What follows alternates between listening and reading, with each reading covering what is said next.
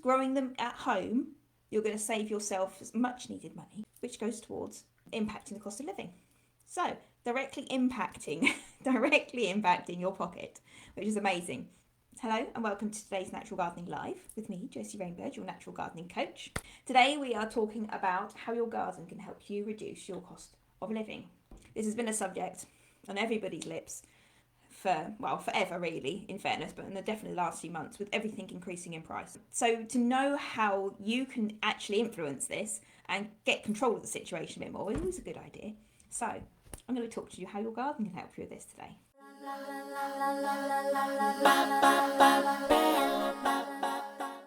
Definition, just a little bit there. Definition of cost of living, just so we get it straight in our heads. The monetary costs of maintaining a particular standard of living.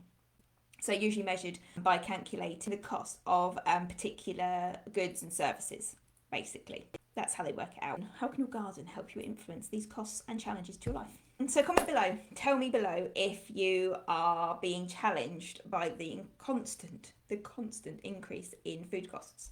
So the recent increase obviously has been most dramatic, but over time they always go up. And out of season as well. So let me know in the comments if you've been challenged by the increase in food costs and you still want to eat a healthy diet or plant-based diet.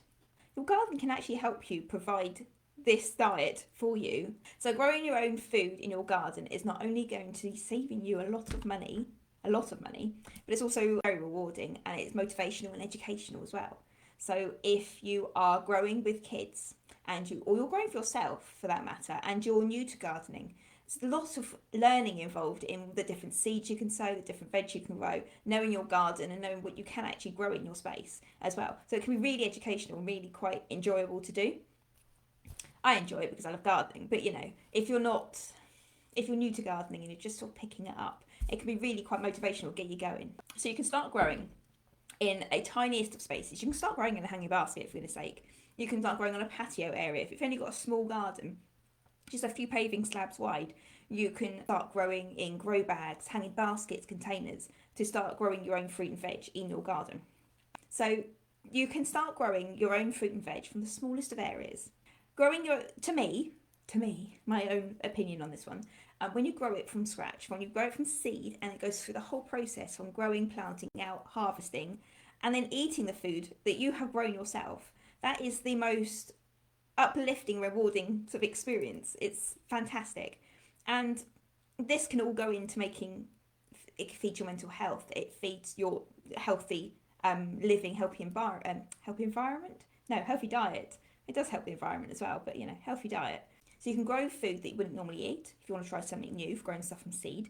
But if you grow the foods that you would enjoy eating, that the foods that you would buy in the supermarkets, that you would go out and spend the money on, that's going to directly impact your pocket. So it's going to put money back in your pocket that then you can then spend on other things that are going to go towards the cost of living, so to speak. So if you go down the route of picking the foods that you would buy in the supermarket, growing them from seed, if you can, or even going out and buying plugs from B&Q or from the garden centres if you want to, so growing them at home, you're going to save yourself much needed money, which goes towards impacting the cost of living. So directly impacting your pocket, which is amazing. So as I say, you could pick the foods that you want to spend, that you would normally spend the money on. But if you see things that you want to think, that could be quite nice to grow, a little bit interesting, something new, you could find new foods that you love. And you've grown them yourself. So I think that's amazing. Take it back to my garden. Growing food for yourself, you know where they've been, you know how they've grown. When you pick them, they'll be the freshest you can get. They'll be a lot fresher than they get in the greengrocers, a lot fresher than they get in the supermarket. So picking them as and when you need them, when they're still growing on the plant, they're all fresh. You know how they've been grown, you know what's happened to them in their life. That's going to definitely impact your diet, definitely. And there's a lot to be said for knowing where your foods come from as well, and food miles as well. You will notice the difference between a pepper, for instance, that's come from out of Mongolia, who knows where they come from, and then travelled right through to like your Morrison shelf, to one that you've grown in your own greenhouse or in your conservatory, and you've picked it fresh. The taste is going to be different, so much more rewarding as well. Now, if you grow it like I do, with the natural gardening methods, like I teach in the Natural Gardeners membership, you'll know that there's not going to be any chemical cross-contamination, because if you grow without any chemical intervention, if you like, no supplements, no pesticides, no herbicides, anything like that, if you grow them with companion planting and you grow them with natural feeds, this all goes towards creating higher quality of produce as well. So you know there's not going to be a contamination. You know they're going to be safe for your children to eat, your pets to eat, yourself to eat as well. You can pick them straight off the plant and eat them if you wanted to, because growing them that way is much more of a safer way to grow.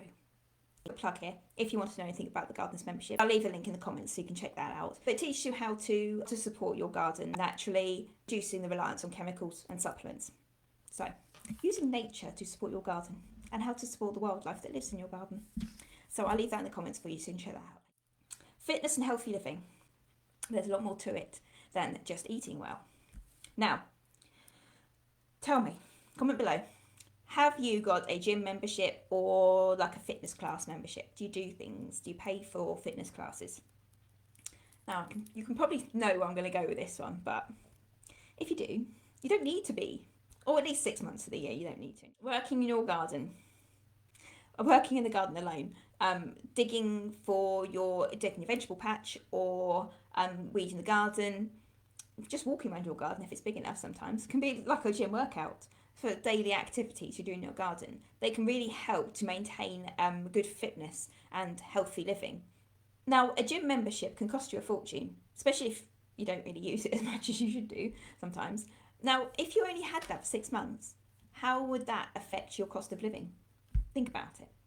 So if you think about doing your garden 6 months of the year, okay, might not be quite 6 months of the year, because we don't have spring when spring's supposed to start, and we don't have summers when summers are supposed to be, and winter can sometimes start a bit earlier. But if you think about it and replace some of your gym membership time with your garden time, think of the benefits that you're going to be getting out of that, from reducing the cost of living by saving your money on the gym membership and using it for your life or for your garden, the mental health support that you would get and the relaxation you'd get from tending to your garden. All of these benefits come from just daily activities in your garden. And as I say, they can keep you fit while you're doing it as well and save you a lot of money. Mental health support, I just touched on that a second ago, but the endorphins that you release when you're working in the garden, okay, this goes with the gym work as well, so I'll let her have a little bit of this. But the endorphins released while you're working in the garden, they go towards supporting your mental health, they go towards supporting your physical health as well. There's a whole variety of different benefits that you can get from endorphin release from exercise. So having this to help you manage your busy days, regrouping and relaxing, having this in your back garden, if you like, or your front garden, at your home, can all go towards supporting your mental health and supporting your health and fitness, if you can catch up on different things. But there's just goes to show that I could go down loads of rabbit holes with these ones, believe me, but there are so many different ways that your garden can actually help to provide support for your cost of living, support for your life as well, not just the cost of living, and help you to reduce things in small little areas that can all mount up to big impacts as well. This is to say, like the mental health support. If you go to the spa once a month, that sounds a bit posh, I know, but some people, they rely on that. They've got a busy job. If they've got a stressful work environment and they need that like monthly release, they need to have a massage every now and then, they need this, then having this available in your garden, just at a time that they can sit there and regroup and just relax and switch off, just pottering, even doing a little bit of work in the garden to get the endorphins going and the sunshine going with it, and all these little things, and they all make such a big difference as well. So having all these little things that I've mentioned today, they all add up and they all will go towards impacting your cost of living. So I have a challenge for you, if you choose to accept it. Have a think and see how you could use your garden better in the way of impacting your cost of living. How could you make better use of it? More economical use, shall we say, as well. Even if it's down to start to make your own compost, growing more of your plants from seed, anything like that. Have a think. Sit down with your notepad and a cup of tea, look out in your garden and just see, how can I make better use of this space? How can